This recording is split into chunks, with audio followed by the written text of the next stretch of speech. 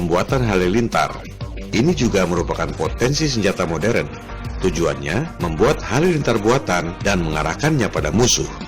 Teknologi halilintar buatan ini mungkin tak asing buat sebagian pemirsa Flat Earth 101, sebab yang digunakan adalah Tesla Coil.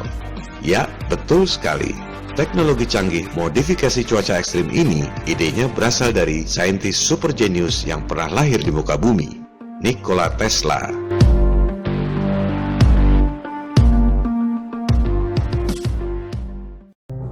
Nama Tesla dicoret dari seluruh pelajaran sekolah karena Tesla dianggap musuh oleh JP Morgan, pentolan elit global. Seperti telah dijelaskan pada episode 3, JP Morgan membiayai Tesla untuk membangun menara-menara komunikasi yang Anda gunakan sampai sekarang. Tapi, bukannya membuat menara komunikasi, Tuhan menciptakan alam yang kaya dengan energi dahsyat secara gratis. Anda tak perlu bayar untuk menghirup oksigen.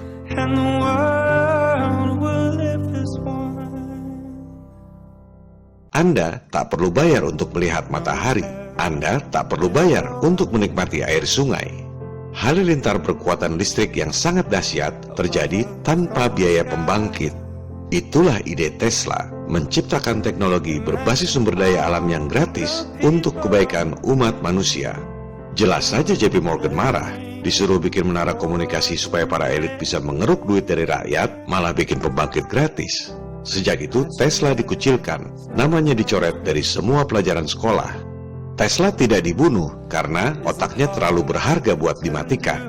Dia hanya dikucilkan, dibiarkan terus menuangkan konsep-konsep yang tak bisa dijalankan karena tak ada dana. Menunggu Tesla mati sendiri untuk kemudian menyita semua tulisan-tulisan, konsep-konsep yang tak pernah dipublikasikan dan tak pernah dicoba karena tak ada dana. Imagine all the people living life in easy. Maka, sejak Tesla wafat tahun 1943, mulailah timbul berbagai teknologi dahsyat yang dikembangkan dari tulisan-tulisan Tesla yang disita oleh penguasa. Sejak itu, mulai dikenal piring terbang yang seolah-olah makhluk dari planet lain, insiden Roswell tahun 1947. Padahal, itu adalah piring terbang eksperimen dengan menggunakan teknologi Tesla yang sebelumnya dikembangkan oleh Nazi Jerman.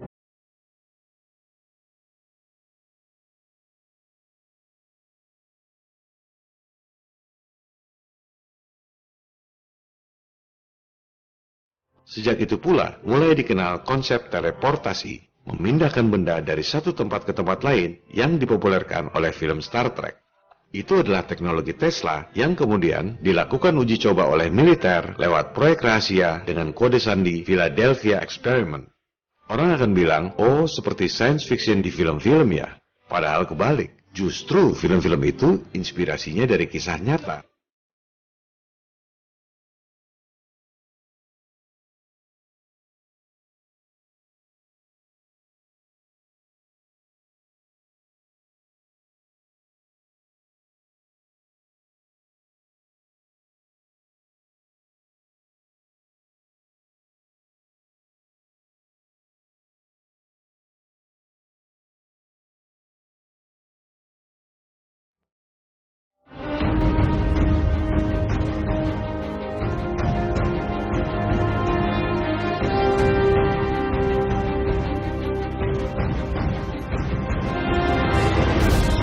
Ketika dikucilkan, Tesla menuangkan amarah terpendamnya pada para elit keuangan dengan mengembangkan teknologi Death Ray yang bisa melumpuhkan angkatan perang.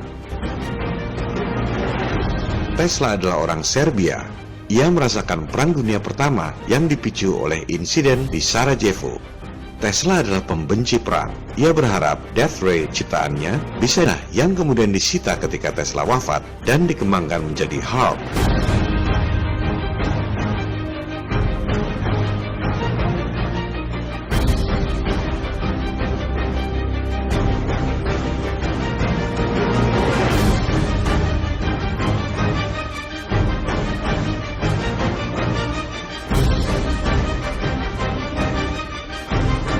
Ini semua adalah fakta.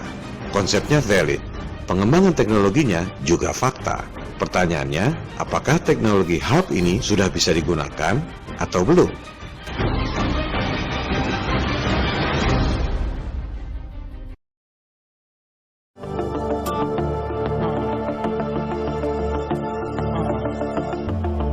banyak media memberitakan tentang HAARP. Bahkan disebut-sebut HAARP adalah senjata yang membuat tsunami seperti di Aceh dan Palu belakangan ini. Benarkah HAARP sudah bisa digunakan? Mari kita investigasi. Kita harus lebih spesifik. Pertama, bedakan antara modifikasi cuaca atau geoengineering dengan senjata cuaca atau weather weapons. Itu dua hal yang berbeda. Kalau modifikasi cuaca seperti bikin hujan buatan, itu sudah bisa dilakukan sejak lama. Teknologinya tidak terlalu rumit.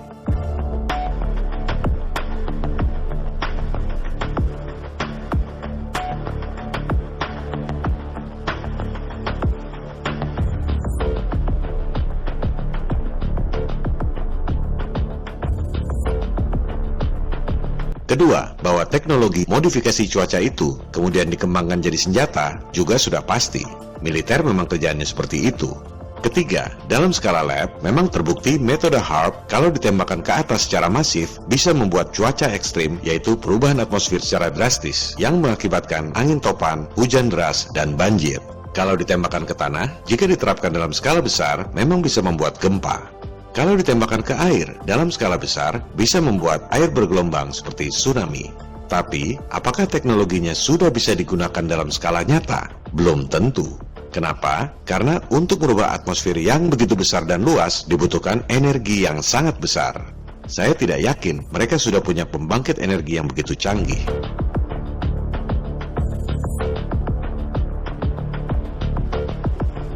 Coba simak baik-baik apa yang dikatakan oleh Profesor Michio Kaku tadi. Saya melihat ada hal prinsip yang sangat bertentangan dari pernyataan Profesor Kaku itu. We physicists are firing trillion-watt lasers into the sky to actually precipitate rain clouds and actually bring down lightning bolts. Kedengarannya keren, tapi tak sesuai dengan fakta teknologi modifikasi cuaca yang dilakukan selama ini. Merekayasa awan-awan hujan tak pernah dilakukan dengan laser. Apalagi bola-bola halilintar tak pernah dilakukan dengan laser. Saya curiga Profesor Michio Kaku menyebut laser triliunan watt karena berita-berita saintis Jepang yang mengklaim bisa menembakkan laser 2000 triliun watt. Harap dicatat, itu cuma klaim yang dikutip oleh media-media. Tak ada yang benar-benar menyaksikan. Dan harap dicatat, laser 2000 triliun watt itu pun katanya cuma bisa selama 1/triliun detik. Bayangkan, 1 detik dibagi 1 triliun. Entah bagaimana bentuknya itu laser dan bagaimana cara mengukurnya. Sudah pasti, mengukurnya berdasarkan asumsi di atas asumsi. Ini Profesor Michio Kaku, saintis elit, kelihatannya ngawur. Sengaja kasih informasi yang tak sesuai dengan fakta, supaya kelihatannya keren. Nembak laser triliunan watt, padahal cuma bisa 1/triliun detik. Dan bukan buat bikin hujan maupun halilintar.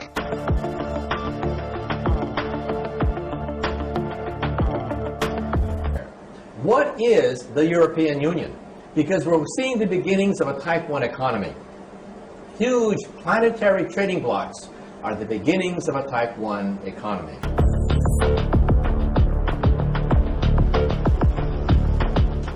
There's also going to be a Type 1 culture and a Type 1 political system as well.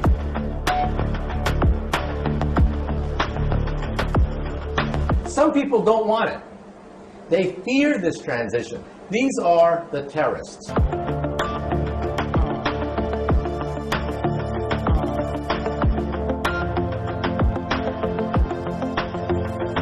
Sebaliknya, teknologi HAARP itu memodifikasi cuaca dengan gelombang suara ELF, bukan laser.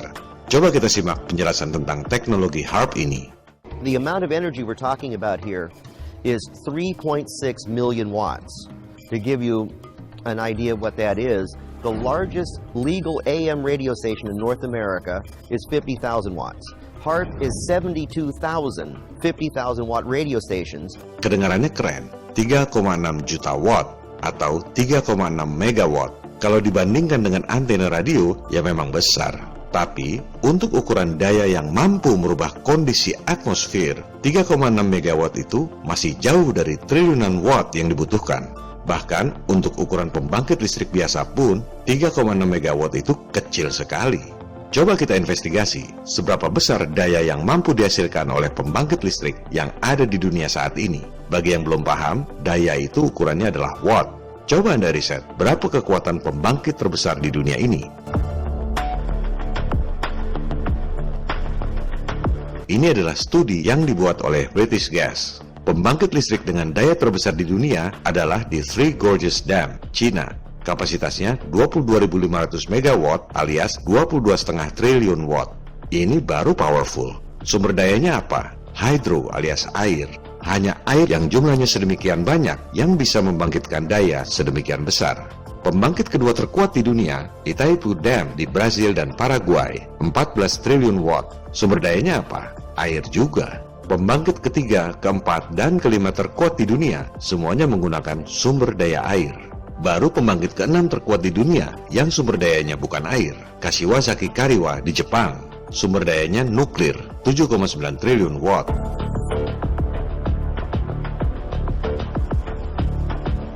Intinya apa? Dibutuhkan upaya yang sangat besar untuk membuat daya triliunan watt. Fasilitasnya saja sebesar itu. Untuk membangkitkan daya 7,9 triliun watt, dibutuhkan reaktor nuklir seluas 4,2 km persegi.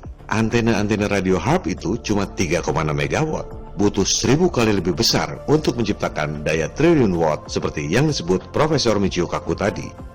Secara teori, memang bisa saja menembakkan ILF secara masif untuk merubah atmosfer secara drastis. Pertanyaannya, seberapa besar energi yang dibutuhkan dan dari mana energi itu didapat? Di mana pembangkit listriknya?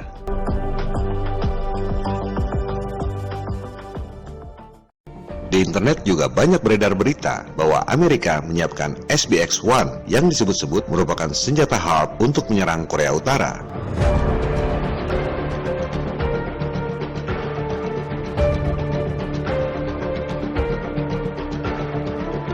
Harap Anda saring dulu informasi sebelum menyebarkannya kepada orang lain. Di mana ada senjata HARP bentuknya seperti itu? Yang bentuknya seperti bola golf itu adalah radar, bukan senjata HARP. Kecuali kalau Anda sudah riset dan dapat referensi yang kredibel bahwa HARP bentuknya seperti radar golf itu, barulah Anda boleh sebarkan informasi.